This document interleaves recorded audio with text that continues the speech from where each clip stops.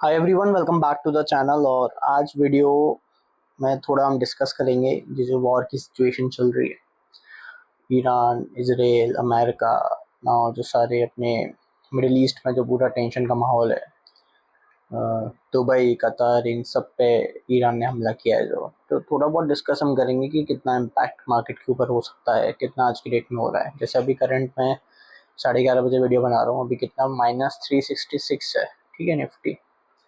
अगर हम आज की सिचुएशन देखते हैं, अगर ओपन काफ़ी नीचे हुआ था, ठीक है। अगर एक बार यहाँ से चेक करें अपन, कितना नीचे ओपन हुआ था, यहाँ से ये यहाँ तक गया था डाउन, कितना -541 पॉइंट्स, ठीक है। जब से काफ़ी रिकवरी कर चुका है, ठीक है। अभी -364 पॉइंट्स पे है। जो उसने लो बनाया था वहाँ से काफ़ी रिकवरी कर चुका है। एंड ये लो एग्जैक्ट लो कौन सा था, अगर आप वो देखेंगे बजट वाले दिन का, अगर आप बजट वाले दिन का देखेंगे तो ये पर्टिकुलर लो बना था, ठीक है। एग्जैक्ट यहाँ से इसके थोड़ा सा ऊपर, अगर यहाँ पे मैं एक मार्किंग देता हूँ, ठीक है, यहाँ से, ठीक है, यहाँ तक का ये लाइन है अपना, यहाँ पे एग्जैक्ट यहाँ से थोड़ा सा ऊपर सपोर्ट लेके वापस से थोड़ा सा रिकवरी दे दिया है, ठीक है। अब हम थोड़ा सा सिचुएशन जानने का ट्राई करेंगे कि भाई क्या हो सकता है, क्या करना है, क्या अपना पोर्टफोलियो बेच दो, क्या और बाय करना है, या क्या करना है, या फिर शॉर्ट टर्म में क्या इम्पैक्ट है, लॉन्ग टर्म में क्या इम्पैक्ट है। ये सब चीज़ें थोड़ा बहुत हम डिस्कस करेंगे, जितना मुझे नॉलेज है उसके अकॉर्डिंग। अगर मैं कुछ गलत बोलूँ तो कमेंट्स में आप अपने अकॉर्डिंग मुझे बता देना, भाई ये चीज़ आपने गलत बोली है। बट उसके पहले मेरी रिक्वेस्ट है, चैनल को सब्सक्राइब कर लेना, बेल आइकन को प्रेस कर देना, और टेलीग्राम चैनल का एक लिंक है डिस्क्रिप्शन बॉक्स में, उसको प्लीज़ ज्वाइन कर लेना। वहाँ पे डेली के इंसाइट्स आपको मिलते रहते हैं, जो मैं वीडियो बना के नहीं डाल सकता, ठीक है। विदाउट एनी डिले स्टार्ट करते हैं। अब देखो, सबसे ज़्यादा इम्पैक्ट क्या आता है जब भी कहीं पर वॉर होता है। सबसे पहला इम्पैक्ट जो आता है वो आता है क्रूड ऑयल पे, ठीक है। क्रूड ऑयल में सबसे पहले इम्पैक्ट आता है, because this is international commodity और हम लोग उसको इम्पोर्ट करते हैं, ठीक है। अब बिकॉज मिडिल ईस्ट में वॉर हो रहा है, तो सबसे ज़्यादा जो ऑयल आता है वो इन्हीं पर्टिकुलर कंट्रीज से आता है, ठीक है। जैसे दुबई हो गया, ठीक है, स्टेट ऑफ हॉर्मोज हो गया। स्टेट ऑफ हॉर्मोज जिसको नहीं पता है वो लोग गूगल कर लेना, ये एक बहुत बड़ा रीजन है, छोटा सा रीजन है एक्चुअली, बट यहाँ से most of the crude oil हमें मिलता है, ठीक है। तो सबसे ज़्यादा इम्पैक्ट इन चीज़ों पे आता है। अब ये स्ट्रेट हार्मोन्स को कोई कैप्चर करने की बोल रहा है, जो कंट्रीज है बाकी की, तो यहाँ पे जो भी उनकी नेगोशिएशंस वगैरह जो भी होंगे, आई डोंट नो, ठीक है। अब सबसे ज़्यादा इम्पैक्ट आता है क्रूड ऑयल पे। Now what we have to see कि सबसे ज़्यादा यूज़ इस पर्टिकुलर चीज़ का किस चीज़ में होता है, क्रूड ऑयल का, ठीक है। अगर आप देखोगे तो जो टायर की कंपनीज है, हम यहाँ पे बहुत ही लेमन लैंग्वेज में बात करेंगे, हम इतना डिटेल्स में टेक्निकल्स में नहीं जाएंगे। जो एक कॉमन मैन को ज़रूरी है जो चीज़ें जानने के लिए, उसी में बात करेंगे, ठीक है। बहुत डीप इसमें नहीं जाएंगे। जितना आप डीप जाओगे उतना कंफ्यूज होगे और उतना आपका दिमाग का दही होगा, टू बी ऑनेस्ट, ठीक है।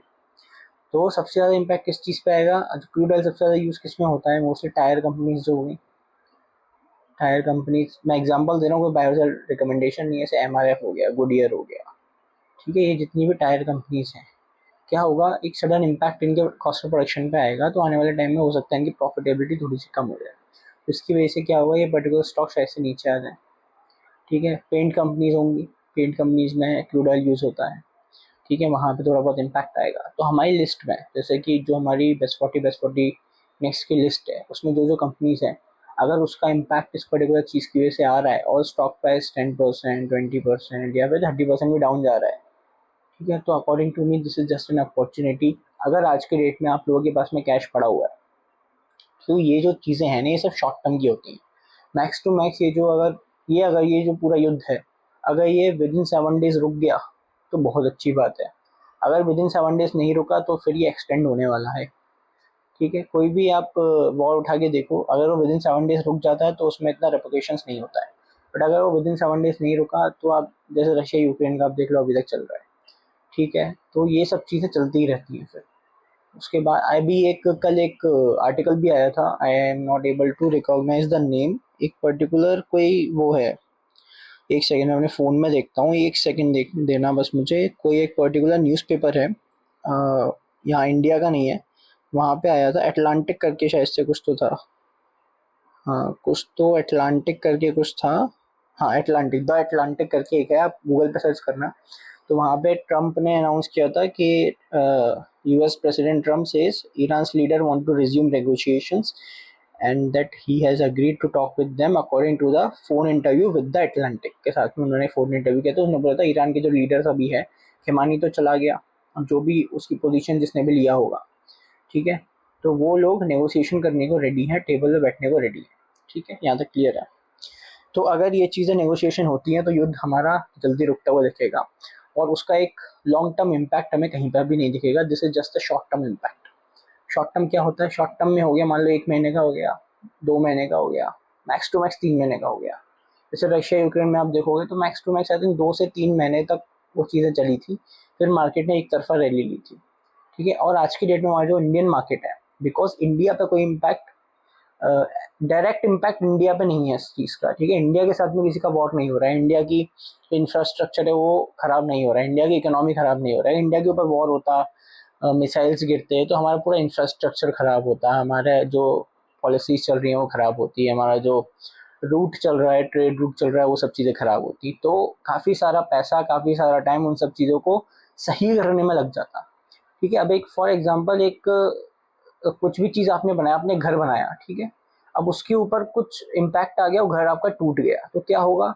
जो भी आपकी सेविंग्स थी वो चली गई, वापस से आपको पैसा डालना पड़ेगा, वापस से टाइम डालना पड़ेगा। तो ये जो पूरा टाइम, पैसा और जो एफर्ट्स हैं ये खराब हो जाते हैं। तो इसकी वजह से आपका बहुत सारा समय इसको वापस से सही करने में निकल जाएगा। बट इंडिया के ऊपर ऐसा कुछ भी नहीं है आज के डेट में, ठीक है। एंड आई होप आगे भी ऐसा ना हो, because India is very neutral in all these things. वो हमेशा पीस पीस पीस ही बोल रहेगा, तो इट इज़ गुड, बिकॉज उसको पता है वी आर डेवलपिंग इकोनॉमी। अगर हमारे साथ में किसी का भी युद्ध होता है, कोई बड़ी कंट्री का, तो कहीं ना कहीं प्रॉब्लम होगी और हम कहीं ना कहीं बैक साइड में आ जाएंगे, हमारा काफ़ी सारा समय बर्बाद हो सकता है उस चीज़ में, वापस उसको सॉल्व करने में, ठीक है। तो इंडिया का कोई डायरेक्ट इम्पैक्ट नहीं है, ये सिर्फ और सिर्फ एक शॉर्ट टर्म इम्पैक्ट है। जिन लोगों के पास में कैश पड़ा हुआ है वो बिल्कुल डिप्लॉय कर सकते हैं according to the strategies, according to good level. अगर कोई स्टॉक काफ़ी अच्छा डिस्काउंट पे आ चुका है बस, बट उसके नंबर्स हाईएस्ट एवर हैं, उसकी आने वाले टाइम में ग्रोथ है, ये सब चीज़ें देख के आप लोग उस पर्टिकुलर स्टॉक में, उस पर्टिकुलर कंपनी में इन्वेस्ट कर सकते हैं। But make sure you don't invest more than 5% in any stock, ठीक है। ये हमारा रूल है जो सर ने भी सिखाया है। तो ये जो है शॉर्ट टर्म इम्पैक्ट है, लॉन्ग टर्म कोई इम्पैक्ट नहीं है, बिकॉज इंडियन मार्केट आज की रेट में ओवर वैल्यूड कहीं से नहीं है, ठीक है। लास्ट 1.5 ईयर में, ये सब मैं थोड़ा सा डिलीट कर देता हूँ, लास्ट 1.5 to 2 years में हमारा कोई पैसा नहीं बनाया, सच बहुत छोटा छोटा पैसा बना है। जो बीच बीच में हल्की फुल्की सी रैली आती है उसमें थोड़ा बन गया, ठीक है। क्योंकि मेजोरिटी ऑफ द पैसा नहीं बना है, जैसे जो हम टारगेट करते हैं एवरी 3 years डबल करने का, तो उस हिसाब से पैसा नहीं बना है, ठीक है। बट आने वाले टाइम में, आने वाले 1 साल 1.5 साल बहुत अच्छा हो सकता है, बिकॉज हमारी विद इन द कंट्री हमारी काफ़ी चीज़ें सॉल्व हो चुकी हैं। इंटरेस्ट रेट हुआ, सेविंग्स हुआ, टैक्स रेट कट हुआ, ठीक है। ये हमारी ट्रेड डील्स हुई, ईयू के साथ हुई, यूएस के साथ अभी वापस से कुछ नेगोशिएशन चल रहे हैं, बिकॉज वहाँ पे जो भी टैरिफ था वो इलीगल ठहरा दिया गया है, ठीक है। तो वहाँ पे नेगोशिएशन चल रहे हैं, ये सब चीज़ें जब सही हो जाएंगी ना तो हमारे लिए और अच्छा है।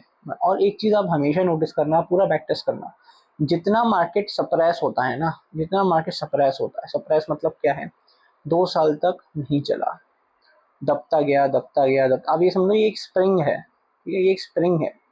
अब इसको आपने दबा दिया दबा दिया दबा दिया, छोटी सी रह गई, बट जब आप इसको छोड़ोगे ना, जब आप इसको रिलीज करोगे तो बहुत फटके ऊपर जाएगी। तो ऐसे हमारा मार्केट होता है, कितना सप्रेस करोगे, कितना ही सप्रेस कर लोगे, ठीक है, जब भी ये फटेगा तो बहुत गंदा वाला फटेगा, ठीक है। उस टाइम में फिर पकड़ में नहीं आएगा। ये जो वॉर लाइक सिचुएशन होती है या कोई भी अनसर्टेन इवेंट होता है लाइक टैरिफ वाला, ये सिर्फ और सिर्फ हमें बाइंग अपॉर्चुनिटी देता है if we have cash in hand. If we don't have cash in hand तो हमें क्या करना है, जो भी हमारे इन्वेस्टमेंट है, बिकॉज कुछ सोच समझ के लिया होगा, कुछ स्टडी करके ही लिया होगा, किसी के टिप के बेसिस पे तो आई एम डैम श्योर आप लोगों ने नहीं लिया होगा।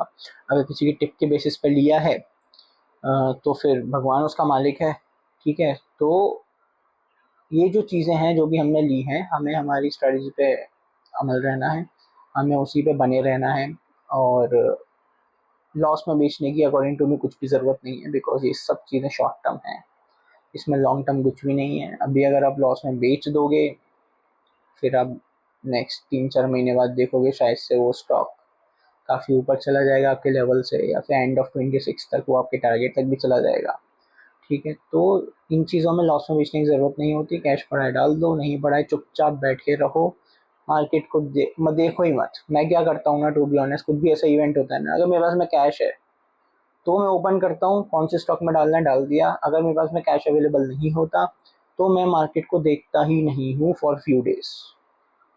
ठीक है, बस क्या करता हूँ मैं, ट्रेडिंग भी ओपन किया 330 पे, क्या हुआ, डाउन गया या अप गया, ठीक है कोई बात नहीं, कोई घबराने की ज़रूरत नहीं है, बिकॉज हम वही पैसा डालते हैं जिसकी हमें 3 साल तक ज़रूरत नहीं है। हम उधारी का पैसा डालते नहीं है लोन पे लेके, और हम एक स्टॉक में 5% से ज़्यादा डालते नहीं हैं। तो यहाँ ये जो तीन चीज़ें हैं ना, ये जो तीन जो पॉइंट है, लाइफ टाइम के पॉइंट्स हैं जो सर ने बताए, विवेक सर ने। ठीक है, तो इन चीज़ों का भी ध्यान रखा ना, इन तीनों पॉइंट्स का भी, तो भी आप 80% तक सेफ हो मार्केट में, आपको घबराने की ज़रूरत नहीं पड़ेगी। ये एक छोटा सा वीडियो था, आई थॉट कि मैं बना दूं। इसमें बहुत डीप में हम नहीं गए, कौन किस पे वॉर कर रहा है, किसका क्या होगा, किसका क्या होगा। ये एक कॉमन पर्सन जो है, जो मेरे जैसा, आप लोगों के जैसा, तो उसको जितना जानने की ज़रूरत है वो आई थिंक मैंने इस वीडियो में बता दिया है, बहुत ही लेमन लैंग्वेज में। आप, आई होप आप लोगों को समझ में आया होगा।